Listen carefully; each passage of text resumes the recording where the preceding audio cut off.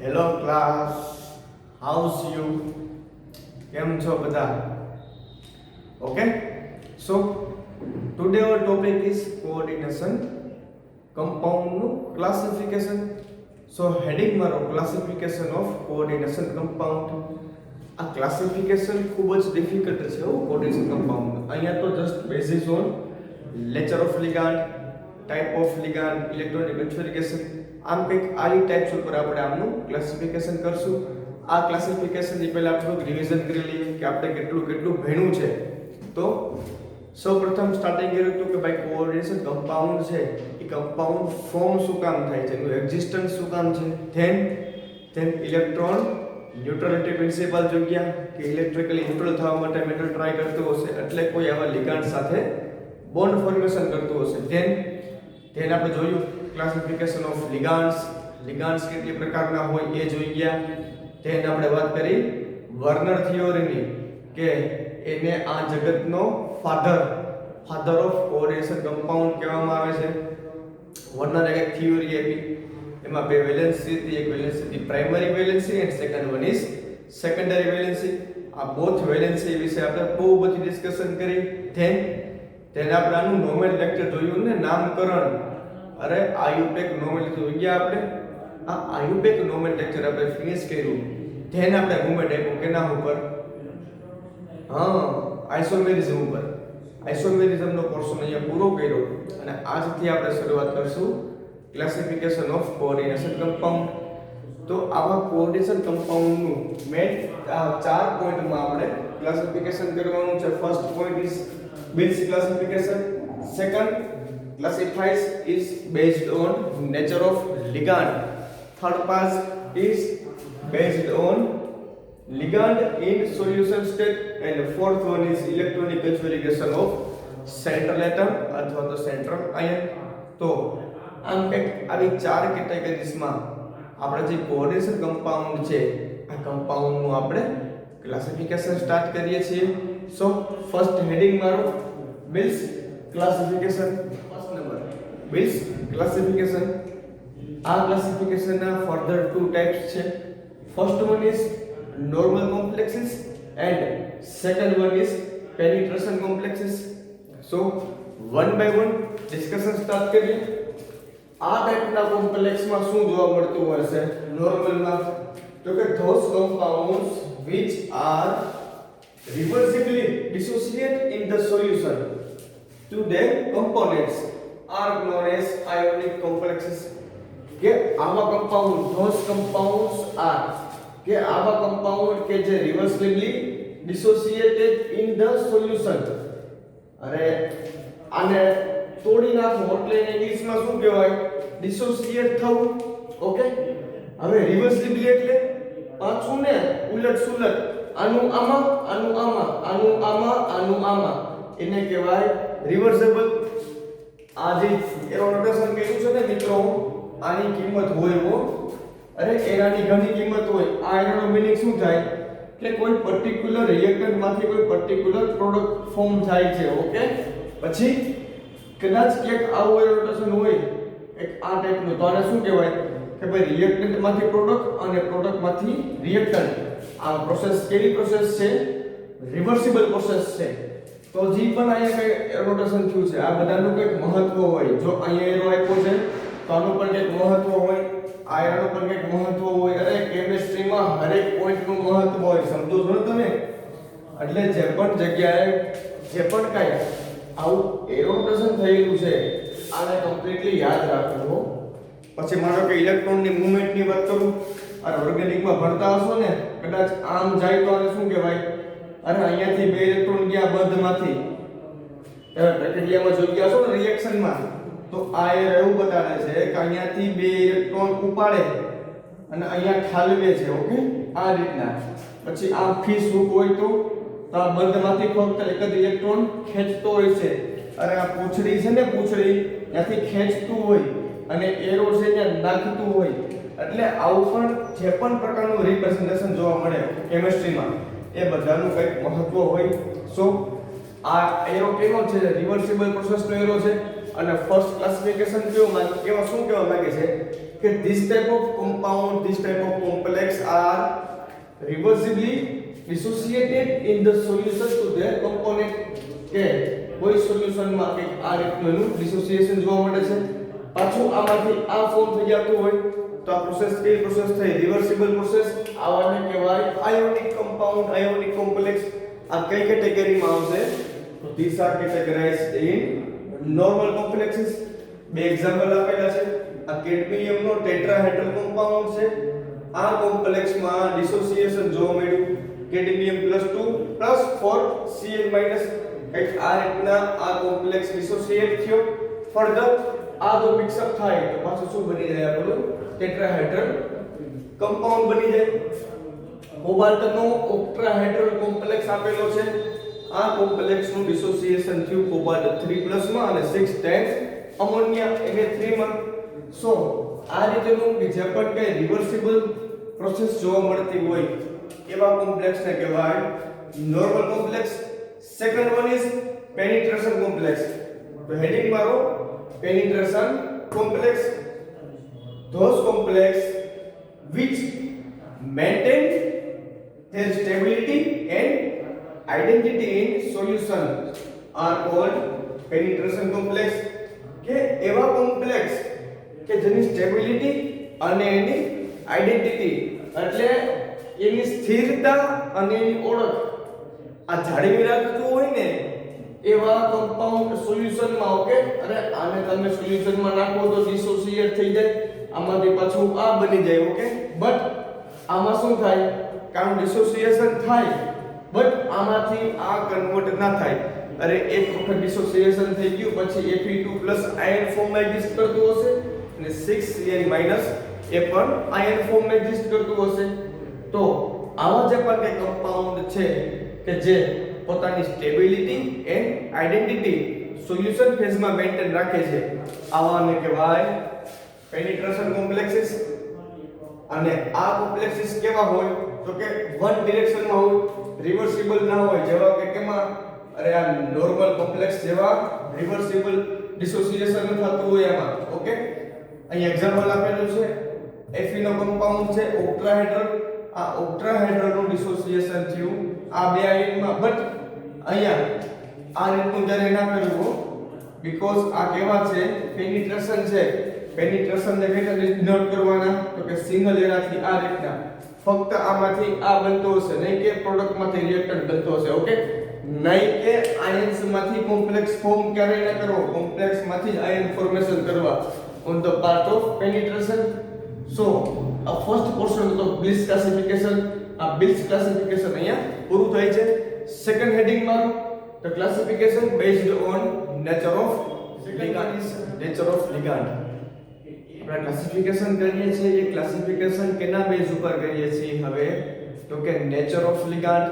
મારી પાસે જે ligand અવેલેબલ છે એ ligand ન્યુટ્રલ ligand છે, પોઝિટિવ ligand છે, નેગેટિવ ligand છે કે પછી બાયડેન્ટેડ ટ્રાઇડેન્ટેડ છે, ટેટ્રાડેન્ટેડ છે, આના ઉપર ડિપેન્ડન્ટ કરશે.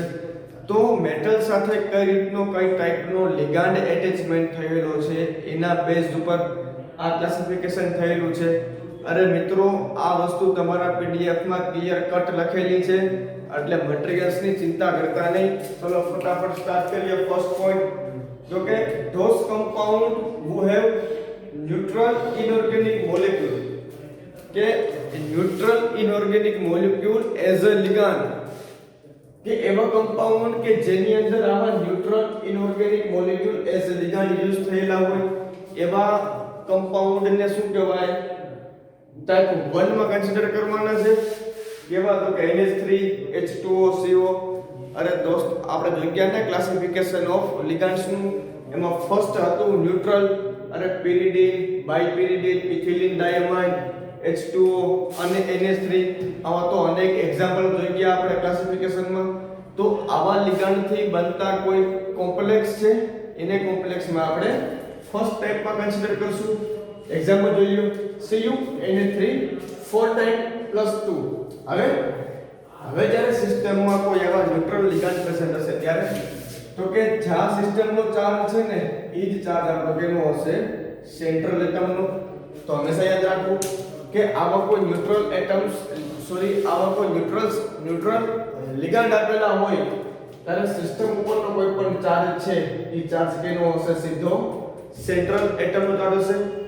સેકન્ડ ટાઈપ કે ઇનઓર્ગેનિક લિગાન્ડ જેવા કે Cl Br I Cl અરે નેગેટિવ લિગાન્ડ તો ઘણા બધા છે ને યાર, OH Cl F NO3 SO2 ઘણા બધા નેગેટિવ લિગાન્ડ જોઈ ગયા ને આપણે.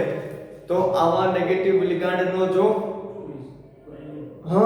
અહીંયા યુઝ થયેલો હોય તો એને કહેવાય સેકન્ડ ટાઈપ.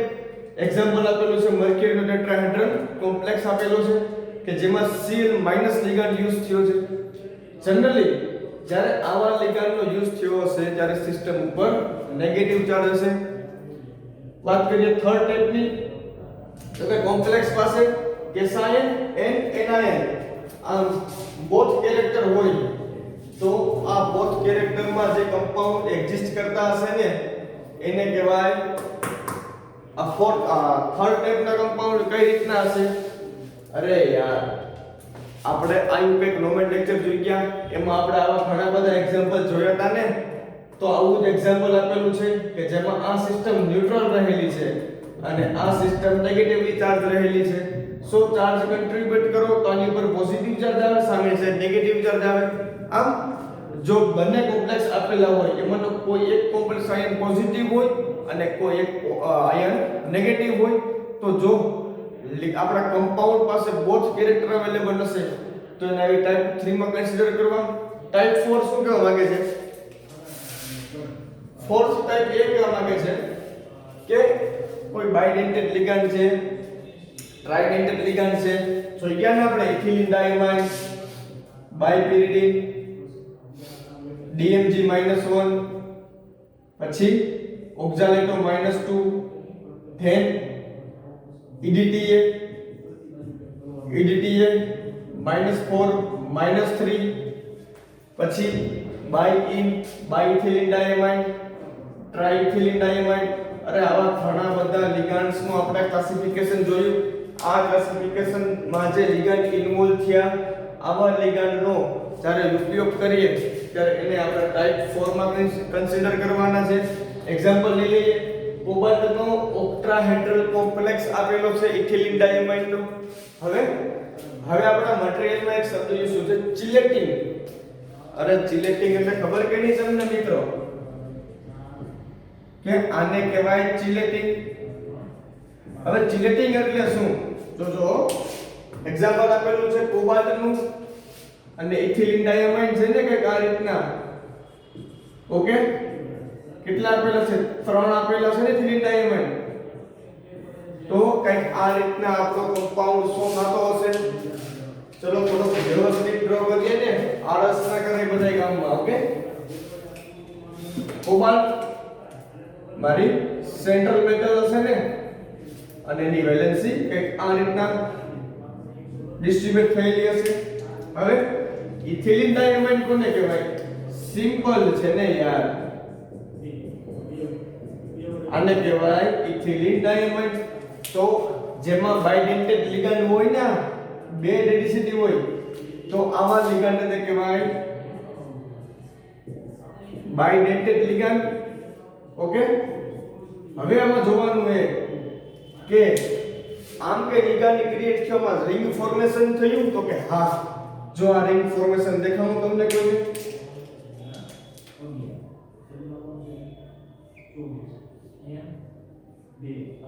રિંગ ફોર્મેશન થયું છે ને મિત્રો અહીંયા. ઓકે, આ ટોટલ 1 2 3 4 5 મેમ્બરની રિંગ ક્રિએટ થઈ. અરે આ તો અહીંયા 3 રિંગ ક્રિએટ થઈ ને. સિસ્ટમમાં સપોઝ કે ગમે તે એક રિંગ પ્રેઝન્ટ હોય ને તો એને શું કહેવાય? ચિલેટિંગ કહેવાય. એટલે તમારા મટીરીયલમાં એવો શબ્દ યુઝ કર્યો છે કે these are also known as chillets. કે આને કહેવાય ચિલેટ્સ પણ કહેવાય. તો કંઈક આ રીતનું ક્લાસિફિકેશન તો ફટાફટ રિવિઝન કરી લઈએ પહેલેથી. ફર્સ્ટ ટાઈપ શું કહે છે? તો કે first type is bills classification. એમાં બે ટાઈપ હતા, એક હતા નોર્મલ અને એક હતો પેનિટ્રેશન. કે જેમાં રિવર્સિબલ પ્રોપર્ટી જોવા મળતી હોય એને કહેવાય નોર્મલ, કે જેમાં રિવર્સિબલ જોવા ન મળતી હોય ફક્ત અને ફક્ત ડિસોસિએશન જોવા મળતું હોય એને કહેવાય penetration. Than second part is depends on nature of ligand. 4 type છે ને, ફર્સ્ટ ટાઈપ શું કહેવા માંગે છે? સિમ્પલ, કે ભાઈ ન્યુટ્રલ લિગાન્ડ યુઝ થયા હોય એને ફર્સ્ટ ટાઈપમાં કન્સિડર કરો. આમાં સિસ્ટમનો ચાર્જ હોય, ઈ ચાર્જ કોનો હોય? સેન્ટ્રલ એટમનો ચાર્જ હોય. સેકન્ડ પાર્ટ શું કહેવા માંગે છે? કે સેકન્ડ પાર્ટ એવું કહેવા માંગે છે કે સિસ્ટમમાં કોઈ નેગેટિવ લિગાન્ડ યુઝ થયા હોય તો એને આ ટાઈપમાં કન્સિડર કરવાની, અને આમાં ઓવરઓલ સિસ્ટમનો ચાર્જ કેવો રહેશે? નેગેટિવ ચાર્જ રહેશે. થર્ડ પાર્ટ ઇઝ ધેટ કે કોમ્પ્લેક્સ પાસે સપોઝ કે બોથ કેરેક્ટર હોય, કોમ્પ્લેક્સ કેસાયન પણ હોય, કોમ્પ્લેક્સ એનાયન પણ હોય, તો એને આમાં કન્સિડર કરો થર્ડ ટાઈપમાં. ફોર્થ ટાઈપ શું કહેવા માંગે છે? કે જો સિસ્ટમ પાસે બાયડેન્ટેડ, ટ્રાઇડેન્ટેડ આવા લિગાન્ડોનો યુઝ થયો હોય તો એને કહેવાય ચિલેટ્સ, અને એને આ ક્લાસમાં ક્લાસિફાય કરવું. તો આવું કંઈક હતું ક્લાસિફિકેશન. હવે મૂવમેન્ટ આપીએ કે nature of ligand in solution third type પર.